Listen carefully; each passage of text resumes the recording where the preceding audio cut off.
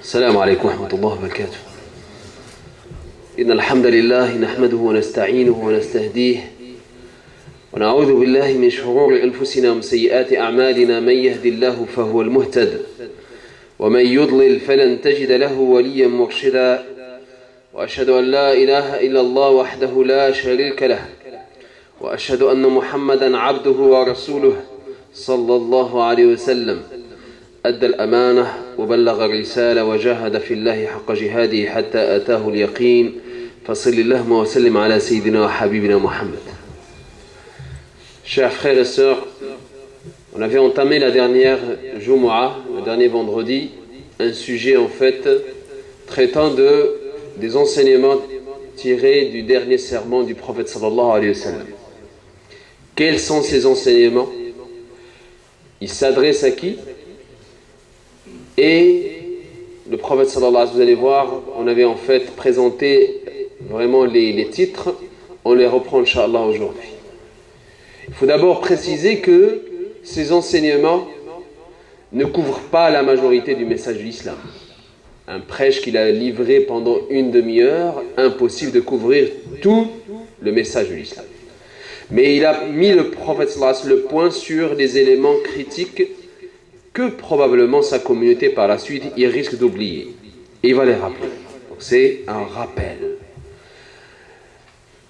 Et comme on verra le sallallahu alayhi wa sallam, quand il s'agit en fait de rappeler des interdits, à chaque fois il va donner l'exemple de sa propre famille. Quand il s'agit en fait de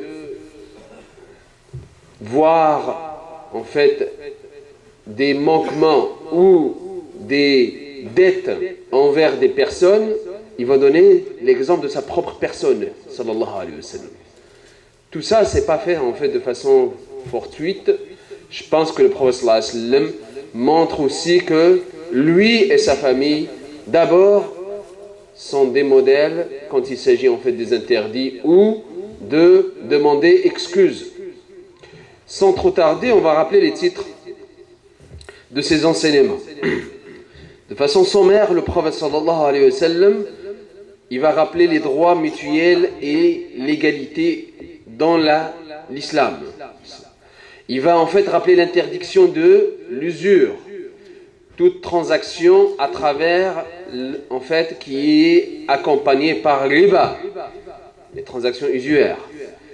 Il va rappeler aussi que l'islam il est venu pour abolir aussi toute forme de vengeance. Ça peut être de la vengeance à grande échelle d'un État, ça peut aller jusqu'à la vengeance au quotidien envers les gens qui nous entourent. Il va rappeler aussi de se méfier de Iblis, de Satan. Il va rappeler plusieurs fois de prendre soin de nos femmes, et c'est la première fois qu'il va la présenter, on verra plusieurs fois, il va le rappeler. Il va rappeler en fait les 5 piliers de l'islam, il va rappeler aussi l'égalité dans la création des êtres humains, mais le choix de la compétition, la voie est ouverte à tout le monde. La compétition dans quoi? Pas dans l'acquisition des biens, ça c'est inné chez l'être humain, mais l'acquisition de la piété, comme il dit le prophète sallallahu alayhi wa sallam. Il va aussi rappeler un élément, un ingrédient qui est en train de s'effriter, c'est la fraternité dans la foi, qui était en fait fondamentale dans la première promotion de l'islam. Il va rappeler la protection de droits de chacun. Il va rappeler le prophète sallallahu alayhi wa sallam que tolérance zéro au niveau de toute forme d'injustice. Il va rappeler aussi de ne pas s'égarer après son départ, sallallahu alayhi wa sallam. Il va, sallallahu alayhi wa sallam, témoigner encore une fois après la révélation du Coran que l'islam est la seule religion qui va en fait rester après son départ. Il n'y aura pas de nouvelle religion. Et c'est la dernière des religions que Dieu a envoyé. Donc le dernier messager de Dieu, c'est Mohammed sallallahu alayhi wa sallam. Il va nous rappeler aussi en fait quels sont les 2 héritages qu'il a laissés après, qu'il va laisser après son départ, pour mériter le salut dans le paradis. Il va rappeler que le Mohammed sallallahu alayhi wa sallam est messager de Dieu, mais que tout musulman aussi le remplacera après son départ. Il va rappeler de s'acquitter ici avant d'être, en fait, de se voir tenir un procès dans le delà pour, en face d'Allah subhanahu wa ta'ala, où il y aura en fait un tribunal où la justice est totale. Il va rappeler aussi, sallallahu alayhi wa sallam, que notre rencontre avec lui n'est pas ici et c'est plutôt dans l'au-delà. Il va aussi rappeler que ce n'est pas la pauvreté qu'il craint pour sa communauté, mais autre chose qu'on verra. Il va rappeler de ne jamais manquer la salat, surtout quand il fait froid et qu'on prend parfois de l'hésitation d'aller faire la salat dans la mosquée. Il dit non, attention. C'est la voie en fait de se distinguer des munafiqin, c'est de te voir dans la mosquée quand c'est en fait, bien sûr, c'est possible pour toi. Le 19e point, il va rappeler encore une fois de prendre soin et la bienveillance de nos femmes. Et il ne va pas rappeler en fait l'inverse. Parce que comme je vous ai dit, il rappelle les choses qu'on risque d'oublier. Il va rappeler que la vie éternelle, qu'il faut travailler pour cette vie éternelle et l'au-delà.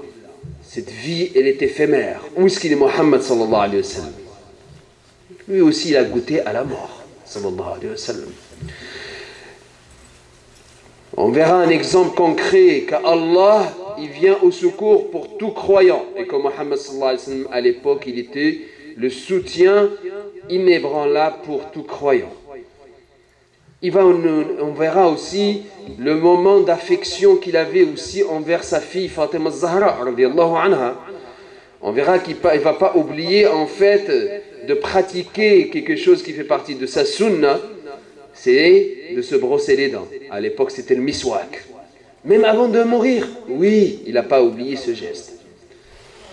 On verra comment en fait les derniers moments de sa vie, où il va mourir, quand et comment il va mourir, sallallahu alayhi wa sallam. On va lui donner le choix et son choix était déjà fait, sallallahu alayhi wa sallam. Ce serment, en fait, il a eu lieu au 9e jour de Dhul-Hijjah, pendant que le prophète sallallahu alayhi wa sallam était sur la monticule de Arafat. Et c'est un jour qui est bien sûr sacré pour tout musulman, surtout pour les pèlerins. Al-Hajju, comme il dit le prophète sallallahu alayhi wa sallam, le pèlerinage, c'est Arafat. Le lieu est sacré, le jour est sacré, le mois est sacré pour tout musulman. Et il va rappeler le prophète sallallahu alayhi wa sallam. Regardez d'abord comment il va en fait introduire son prêche sallallahu alayhi wa sallam. Après avoir présenté les louanges à Allah et les remerciements pour les bienfaits de Allah subhanahu wa ta'ala, il va, le prophète sallallahu alayhi wa sallam, attirer l'attention des gens qui sont là. Enfin, on est distrait, on n'écoute pas, ou on fait semblant d'écouter alors que le cerveau est ailleurs. Il dit, ô peuple, le message est universel, pas seulement aux musulmans. Prêtez-moi une oreille attentive, car je ne sais pas si je serai encore parmi vous l'an prochain. Et il ne sera pas, sallallahu alayhi wa sallam. Ô peuple, tout comme vous considérez ce mois, ce jour, ce lieu, cette cité sacrée, considérez aussi la vie et la propriété de tout musulman comme sacré. Il va rappeler quelque chose qu'on risque d'oublier, les musulmans. Le prophète sallallahu alayhi wa sallam, quand il a dit 3 choses sont interdites, et à chaque fois quand je demande en fait par surprise donne-moi un interdit, on pense toujours aux 3 interdits pour ma propre consommation: du hallouf, le cochon, l'alcool et la gélatine qui est un dérivé probablement du cochon. Mais on oublie les autres formes d'interdits. On oublie que, en fait, toute la bibliothèque d'interdits, elle est très riche en islam. Elle est riche, mais l'islam n'est pas juste une religion d'interdits. Mais on a en fait voulu réduire l'interdit seulement à ma propre consommation. Le prophète dit non, l'interdit c'est surtout pour les autres. Est-ce que tu as vu les ingrédients avant de faire la médisance? Est-ce que tu as vu les ingrédients, en fait, qu'est-ce que ça amène vers l'enfer si tu mens, si tu fais une calomnie, si tu fais un faux témoignage? Et c'est là que le prophète va mettre l'action. Ici qu'on ne va pas oublier probablement de consommer avant de voir les ingrédients de tout bien consommable. Mais il nous dit attention, 3 interdits envers tout musulman. Et il va en fait les expliciter par la suite, vous allez le voir. Ici, il va rester général, sallallahu alayhi wa sallam. Considérer aussi la vie et la propriété de tout musulman comme sacré. Et dans un hadith, il dit 3 choses sont interdites pour tout musulman. C'est de blesser physiquement quelqu'un, un musulman, de le blesser dans ses biens, dans sa propriété et de le blesser dans son honneur. Et c'est ça qui rappelle le prophète sallallahu alayhi wa sallam. Rendez les biens quand vous apprêtez à leur propriétaire de droit. Si en fait la propriété, les biens d'autrui sont sacrés, commençons par nous-mêmes. Faisons le bilan, comme il dit le prophète sallallahu alayhi wa sallam. Rendez-les maintenant, avant que vous les rendiez pas en bien, mais en hasanat, ou en indulgence. Toutes les bonnes actions vont en fait s'épuiser dans l'au-delà si on ne fait pas la justice ici. Si on ne rend pas les biens. Et c'est là que le prophète sallallahu alayhi wa sallam, il dit encore, ne faites de mal à personne, de façon à ce que ne vous fasse pas de mal. C'est en fait le miroir d'un hadith que tout musulman en fait connaît. C'est quoi l'autre facette? Tu ne seras pas en fait, ou tu n'auras pas le haut niveau de la foi que lorsque tu aimes le bien pour les autres comme si tu l'aimes pour toi-même. Mais avant d'aimer le bien, c'est un niveau supérieur, ne fais pas de mal aux autres. Allah yajazakum bi khair, si vous pouvez avancer, il y a des frères qui sont debout. Souvenez-vous qu'un jour vous rencontrerez votre Seigneur et il vous demandera des comptes sur vos actions en ce monde. Dieu vous a interdit. Là, il va parler en fait de 2 interdits. L'islam a aboli toute forme de transaction où il y a riba, l'usure, et par le Coran et par le hadith, par le récit du prophète sallallahu alayhi wa sallam. Alors ceux qui courent derrière le fatawa, qui trouvent une réponse devant Allah subhanahu wa ta'ala. Parce qu'il ne peut pas être plus clair, l'islam là-dessus. Le prophète sallallahu alayhi wa sallam dit, celui qui fait une transaction usuraire, c'est comme s'il prend en fait, s'il fait l'adultère avec sa mère 36 fois dans Makkah, dans la Kaaba. Et si on ne s'arrête pas, c'est comme si on fait la guerre à Allah subhanahu wa ta'ala. Et après on dit pourquoi la guerre elle est au quotidien en fait dans notre foyer. Pourquoi Shaitan ne quitte pas chez soi bien que tous les ingrédients sont là pour bien vivre. La maison elle est achetée par la banque, la voiture par la banque. Est-ce qu'il y a des options halal? Mais si, il y a des options halal. Regardez les autres communautés. Wallah, il n'achète pas que ce qui est conforme à sa religion. Nous, les musulmans, on a trouvé des fatawas. Dieu vous a interdit l'usure. Alors, toute obligation usuraire doit désormais être annulée. Il parle de ça il y a 15 siècles, sallallahu alayhi wa sallam. Vous n'infligerez, votre capital est à vous. Si vous êtes dans l'usure, pour récupérer votre capital, mais au moins l'usure, ne le consommez pas. Votre capital est à vous, il vous revient. Vous n'infligerez ni souffriez d'aucune iniquité.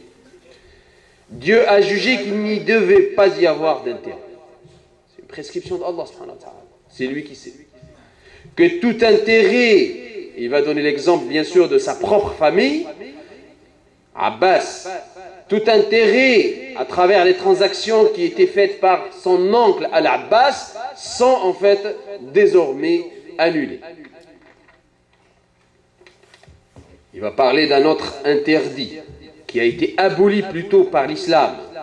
Je proscris tout ce qui se rapporte à l'ère pré-islamique de l'Jahiliya. La vengeance dans toutes ses formes, propres à cette période, est désormais interdite, il dit le prophète sallallahu alayhi wa sallam.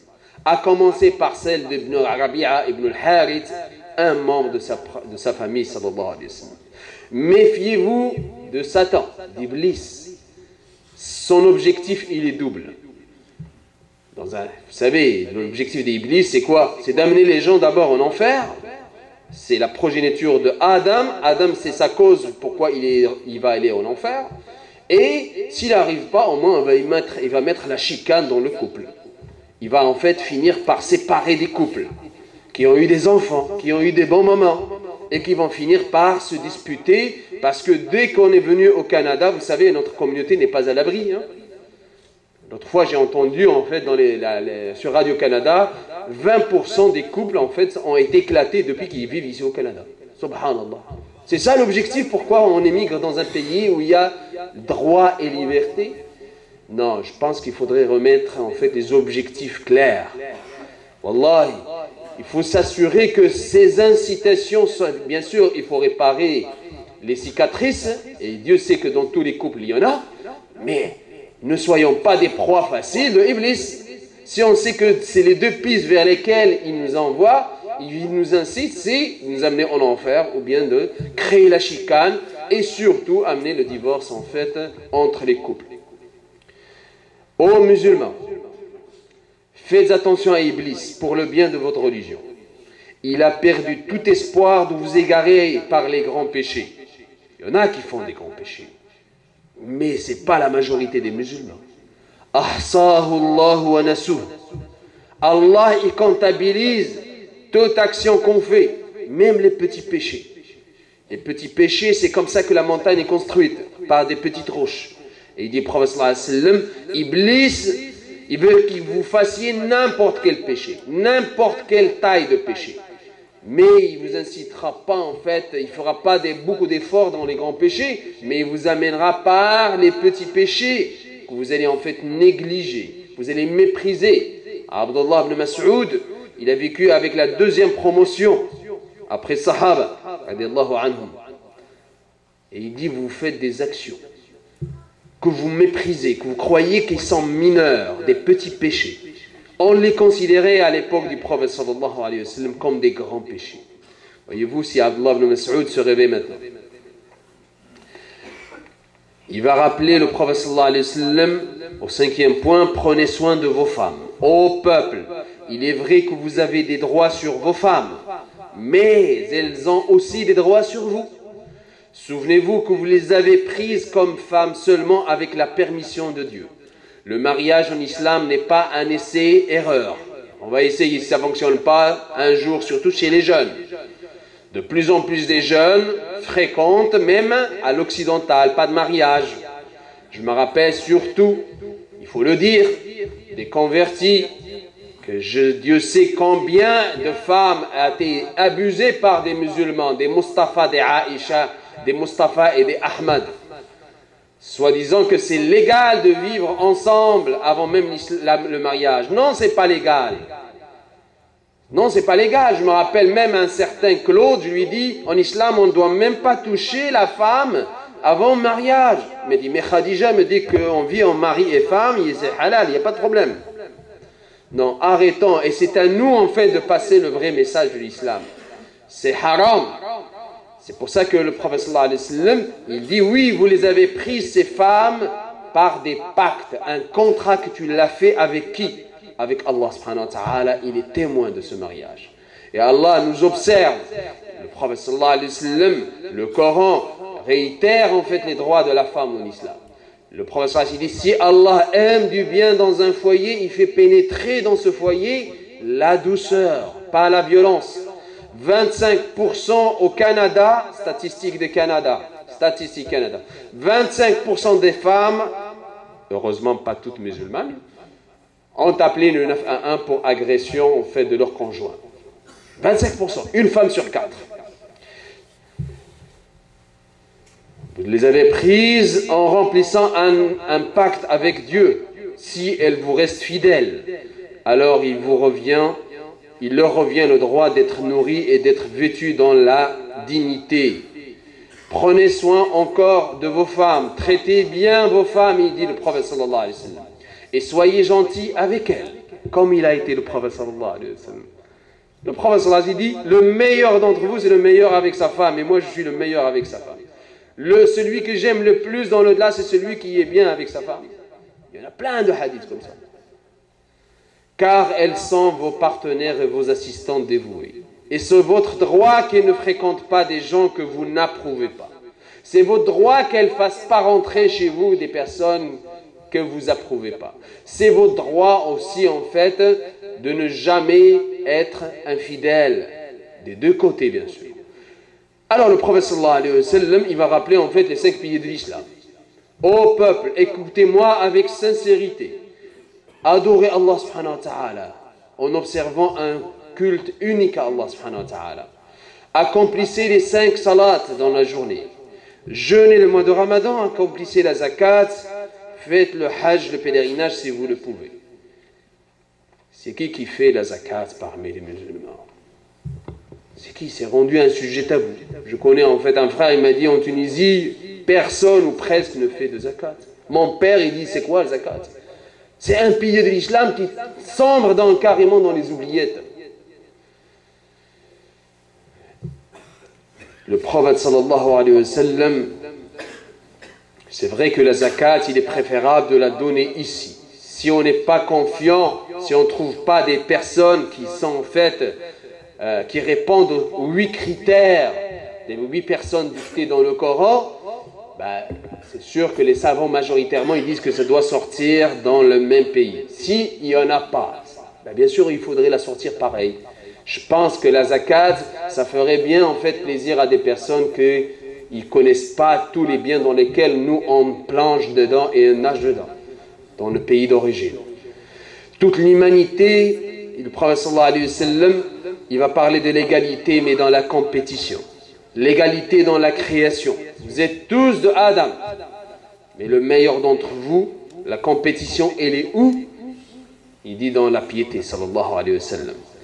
Et il a en fait sorti, vous savez, ce qu'on appelle as-sahifa, la charte, la première charte de droit de liberté que l'humanité entière a connue. Dès que le prophète sallallahu alayhi wa sallam a mis les pieds dans la Médine, il a sorti la première charte qui donnait le droit à tous ceux qui vivaient à la Médine, le droit à la vie, le droit en fait à la liberté d'expression, le droit de pratique de sa religion, le droit. Écoutez, ça fait 15 siècles. Ces droits, on ne les vit plus maintenant dans nos pays d'origine. Et il dit le prophète sallallahu alayhi wa sallam, toute l'humanité descend de Adam et de Ève, de Hawa. Un arabe n'est pas supérieur à un non-arabe. Un blanc n'est pas supérieur à une couleur, n'importe quelle couleur. Il dit la meilleure d'entre vous, la suprématie, elle est où? Elle est dans la piété et dans les bonnes actions. Il va rappeler le prophète sallallahu alayhi wa sallam, comme j'ai introduit la fraternité aussi en islam, qui a été dictée dans le Coran. Innamal mu'minuna ikhwa. Est-ce qu'on vit cette fraternité? Est-ce que les musulmans, en fait, ont la même sensibilité envers cette fraternité que l'islam est venu à mettre en place? Que plusieurs occidentaux sont éblouis en lisant l'histoire des premiers musulmans, comment, en fait, ils l'ont démontré, cette fraternité. Et Dieu sait que souvent, on ne la respecte pas. On ne l'observe pas. Et c'est là que le prophète sallallahu alayhi wa sallam va le rappeler. Parce qu'il sait que c'est des choses qui vont, en fait, se perdre.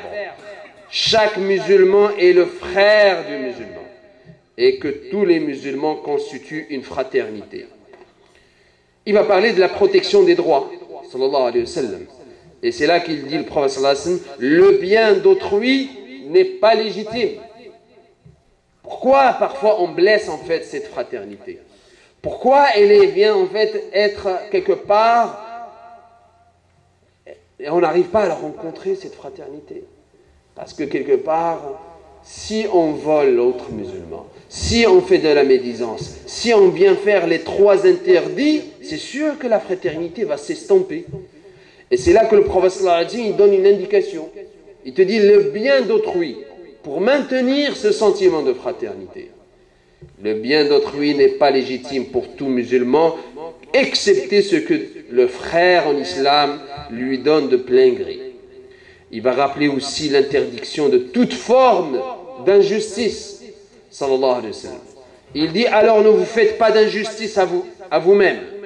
Souvenez-vous qu'un jour vous rencontrerez Dieu et vous répondrez pour vos actions en ce monde. Sallallahu alayhi wa sallam. Ne vous égarez pas après mon départ, il dit sallallahu alayhi wa sallam. Ne vous égarez pas du chemin de la piété après mon départ.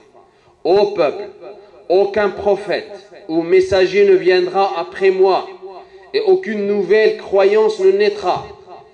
Raisonnez bien alors, ô peuple, et comprenez les mots que je vous transmets. Sallallahu alayhi wa sallam. Je laisse derrière moi 2 choses.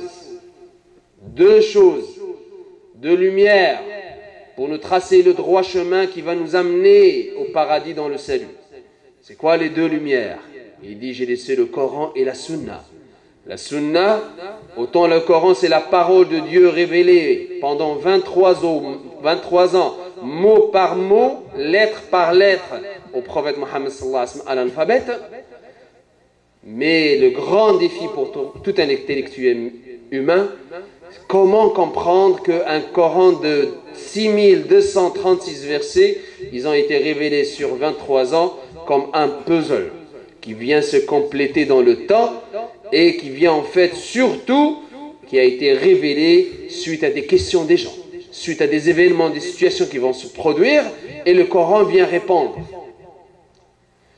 C'est incroyable. Et la Sunna, il dit, attachez-vous à ma Sunna. C'est quoi la Sunna? C'est les paroles du prophète sallallahu alayhi wa sallam. C'est la pratique du prophète sallallahu alayhi wa sallam. C'est son consentement et c'est son comportement au quotidien, ce qu'on appelle sira. Comment il vivait au quotidien, le prophète sallallahu alayhi wa sallam. اللهم اجعلنا من الذين يستمعون القول فيتبعون أحسنه أولئك الذين هداهم الله وأولئك هم أولو الألباب وأدعو الله سبحانه وتعالى.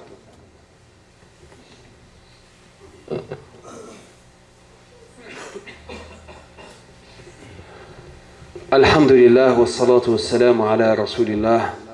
اللهم نور قلوبنا بنور الإيمان واشرح صدورنا للإسلام وزينا بلباس التقوى. Par manque de temps, donc, Inch'Allah, on reprendra la suite dans une prochaine khatwa, Inch'Allah. Et donc, on va conclure, Inch'Allah, avec le dua. ربنا آتنا في الدنيا حسنة وفي الآخرة حسنة وقنا عذاب النار. اللهم احشرنا في زمرة الحبيب المصطفى صلى الله عليه وسلم في الجنة وهو راض عنا صلى الله عليه وسلم. اللهم احشرنا في زمرته ولا تخالفنا عنه. اللهم نور قلوبنا بنور الإيمان واشرح صدورنا للإسلام وزينا بلباس التقوى. ربنا آمنا بما أنزلت واتبعنا الرسول فاكتبنا مع الشاهدين. اللهم يا مقلب القلوب ثبت قلوبنا على دينك. رب اجعلني مقيم الصلاة ومن ذريتي. ربنا وتقبل دعاء. ربنا اغفر لي ولوالدي وللمؤمنين يوم يقوم الحساب. اللهم أعنا على ذكرك وشكرك وحسن عبادتك. اللهم أعنا على ذكرك وشكرك وحسن عبادتك. اللهم إنا نسألك فعل الخيرات وترك المنكرات وحب المساكين وأن تغفر لنا وترحمنا وإذا أردت بقوم فتنة فتوفنا غير مفتونين. اللهم إنا نسألك حبك. اللهم إنا نسألك حبك وحب من يحبك وحب عمل يقربنا إلى حبك. اللهم إنا نسألك الشوق إلى لقائك. اللهم إنا نسألك الشوق إلى لقائك في غير ضراء مضرة. اللهم إنا نسألك الشوق إلى لقائك ولذة